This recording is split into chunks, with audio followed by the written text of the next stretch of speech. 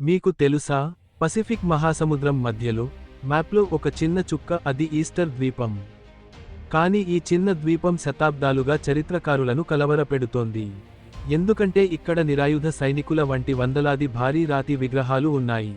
వాటిని మోయి విగ్రహాలు అని పిలుస్తారు. ప్రతి విగ్రహం 30 అడుగుల పొడవు, 80 టన్నుల వరకు బరువు ఉంటుంది. కానీ ప్రశ్న ఏమిటంటే, వాటిని ఎవరు నిర్మించారు? మరియు వారు రాయిని ఎలా కోసి, పర్వతంపై నిర్మించి, మైళ్లకు రవాణా చేశారు? స్థానికులు అంటున్నారు, ఈ విగ్రహాలు వారి పూర్వీకుల ఆత్మలకు ప్రాతినిధ్యం వహిస్తాయి. వారు ఈ రాతి విగ్రహాలను వారి రక్షణ కోసం వారి దేవతల కళ్ళుగా నిర్మించారు. ప్రతి విగ్రహం ముఖం సముద్రం నుండి దూరంగా తిప్పి గ్రామాల వైపు ఉంటుంది. దీని అర్థం దేవతలు ప్రజలను గమనిస్తున్నారని. కానీ పురావస్తు శాస్త్రవేత్తలు అంటున్నారు, ఈ విగ్రహాలను 1206లో రాపానుయ్ ప్రజలు నిర్మించారు. వారు రాళ్లను కోసి, చెక్క రోలర్లపై వేసి, సంవత్సరాల తరబడి శ్రమించి, వాటిని ద్వీపం అంతటా అమర్చారు.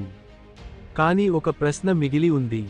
ద్వీపంలో పెద్ద చెట్లు లేనప్పుడు వారు ఈ విగ్రహాలను ఎలా కదిలించారు? కొంతమంది నమ్ముతారు, విగ్రహాలు నడుస్తాయి.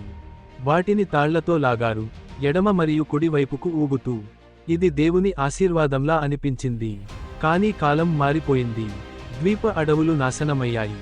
ప్రజల విశ్వాసం కూలిపోయింది మరియు ద్వీపం నిశ్శబ్దంగా మారింది.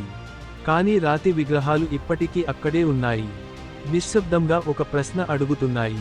మనం దేవుని కళ్ళా, లేక మానవ గర్వానికి చిహ్నాలా? ఈస్టర్ ద్వీపం మానవ బలం, విశ్వాసం మరియు తెలియని వాటి మిశ్రమం. ఒకప్పుడు కాలం నిలిచిపోయిన ప్రదేశం, మరియు రాళ్లు మాట్లాడే ద్వీపం.